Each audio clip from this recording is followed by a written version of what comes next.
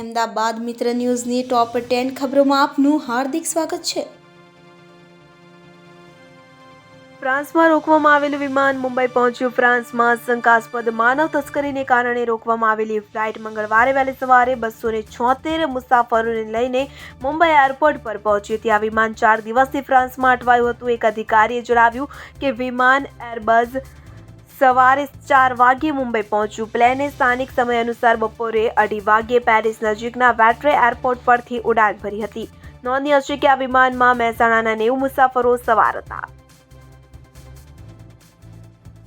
30 ડિસેમ્બરથી 15 જાન્યુઆરી સુધી ફ્લાવર શોનું આયોજન કરવામાં આવ્યું। આંતરરાષ્ટ્રીય કક્ષાનો ફ્લાવર શો યોજવામાં આવશે। તો ફ્લાવર શોમાં માત્ર વિવિધ રાજ્યોના ફૂલો જ નહીં પરંતુ વિદેશી ફૂલો અને છોડ પણ જોવા મળશે। દર વર્ષે યોજાતા ફ્લાવર શોમાં નવું આકર્ષણ ઊભું કરવાનો પ્રયાસ કોર્પોરેશન દ્વારા કરવામાં આવતો હોય છે। ત્યારે આ વર્ષે ફ્લાવર પ્લાન્ટમાંથી સૌથી મોટું 400 મીટરનું ફ્લાવર સ્ટ્રક્ચર ઊભું કરવામાં આવશે અને લોકોને રંગબેરંગી અને અવનવા ફૂલો જોવા મળશે। ગુજરાત હાઈકોર્ટ દ્વારા શહેરમાં ટ્રાફિકની સમસ્યાને લઈને કાર્યવાહીની સૂચના આપી। શહેરના સૌથી વ્યસ્ત હોય એવા રોડ હવે ટ્રાફિક અને દબાણ મુક્ત રોડ થાય તેના માટે મ્યુનિસિપલ કમિશનર દ્વારા તંત્રમાં અધિકારીઓને સૂચના આપવામાં આવી છે। દરેક ઝોનમાંથી કોઈ એક વ્યસ્ત રોડને કાયમી ધોરણે ટ્રાફિક અને દબાણ મુક્ત કરવા જણાવવામાં આવ્યું છે કે જેથી લોકોને અવરજવરમાં તકલીફ પડે નહીં અને શહેરમાં ટ્રાફિકની સમસ્યાને દૂર કરી શકાય।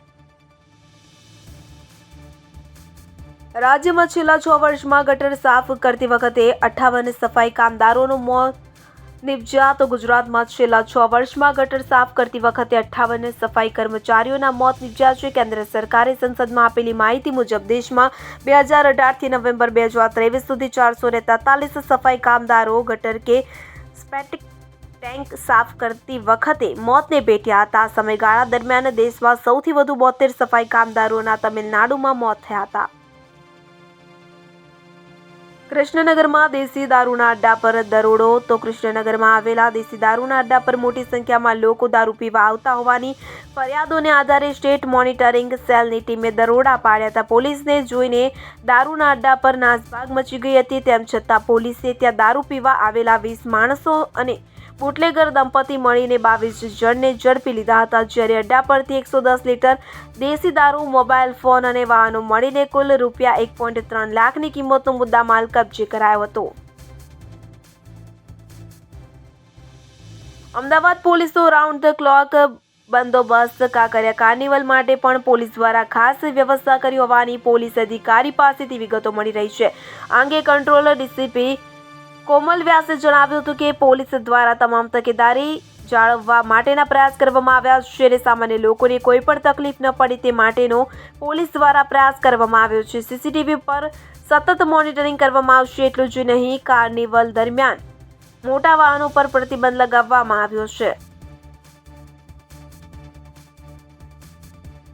ગુજરાત યુનિવર્સિટીની ભૂલને કારણે વિદ્યાર્થીઓ રજડી પડે તેવી પરિસ્થિતિ ઊભી થઈ। તો ગુજરાત યુનિવર્સિટીમાં અભ્યાસ કરતા વિદ્યાર્થીઓ નેશનલ લેવલ પર બોક્સિંગ માટે પસંદ થયા હતા। તો 20 વિદ્યાર્થીઓ બોક્સિંગની નેશનલ ટુર્નામેન્ટ માટે ચંડીગઢ ગયા હતા। તો ચંડીગઢ યુનિવર્સિટીમાં ગુજરાત યુનિવર્સિટી દ્વારા કોઈ જાણ કરવામાં આવી ન હતી, જેથી વિદ્યાર્થીઓને રમવા નહીં મળે તેવું જણાવવામાં આવ્યું હતું।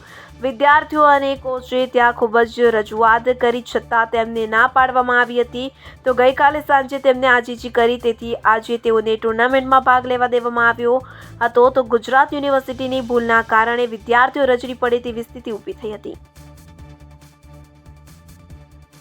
અમદાવાદમાં કંપનીના માલને 2 નોકરે બારોબાર વેચી રૂપિયા ખિસ્સામાં નાખ્યા। અમદાવાદના ચોખા બજારમાં 3 લાખનો માલ કંપનીના 2 નોકરે બારોબાર વેચી નાખ્યો હોવાની ફરિયાદ સામે આવી છે। તે ઉપરાંત 5 લાખનો માલ અન્ય વેપારીઓને વેચીને તેના પૈસા ઘર ભેગા કર્યા હતા। કંપનીના માલિકે અમદાવાદ આવીને એકાઉન્ટ અને સ્ટોકની તપાસ કરતા બંને નોકરનો ભાંડો ફૂટ્યો હતો। ત્યારબાદ દરિયાપુર પોલીસ સ્ટેશનમાં અરજી આપવામાં આવી હતી, જ્યાં બંને વચ્ચે સમાધાન થયું હતું અને ટુકડે ટુકડે પૈસા આપવા બંને નોકરે બાંયધરી આપી હતી, પરંતુ કેટલીક રકમ જમા કરાવીને બાકીની રકમ બાબતે ગલ્લા તલ્લા કરતા કંપનીના માલિકે ફરીવાર દરિયાપુર પોલીસ સ્ટેશનમાં ફરિયાદ નોંધાવી છે।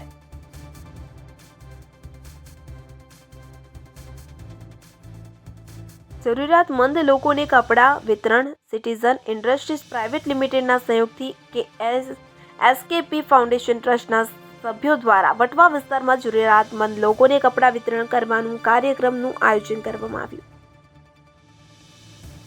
સૌરાષ્ટ્ર યુનિવર્સિટીની નકલી માર્કશીટ મળી નકલી ડોક્યુમેન્ટ્સના આધારે વિદેશ મોકલવાનું કામ કરતા વિઝા કન્સલ્ટન્ટ પૈકીના નવરંગપુરાના વધુ એક લક્ષ્મી ઓવરસીઝ કન્સલ્ટન્સીના માલિક દિનેશ બદલાણિયા વિરુદ્ધ સીઆઈડી ક્રાઇમે ગુનો નોંધી તેની ધરપકડ કરી હતી. તેમની ઓફિસમાંથી સૌરાષ્ટ્ર યુનિવર્સિટીની 6 માર્કશીટ, ડિગ્રી સર્ટિફિકેટ તેમજ બંધ થઈ ગયેલી ગોરાધરા ઇન્ફ્રાટ્રેક કંપનીના appointment letter, work experience letter મળી આવ્યા હતા. જ્યારે ઓફિસમાંથી મળી આવેલા 7 મોબાઈલ ફોન, 3 લેપટોપ, 2 કોમ્પ્યુટર અને 5 હાર્ડ ડિસ્ક તપાસ માટે FSLમાં મોકલી આપવામાં આવી છે. અહેમદાબાદ મિત્ર ન્યૂઝની યુટ્યુબ ચેનલને સબસ્ક્રાઇબ કરો અને બેલ આઇકોન જરૂરથી દબાવો, જેથી દરેક મહત્વના વિડીયોની નોટિફિકેશન તમને મળતા રહેશે.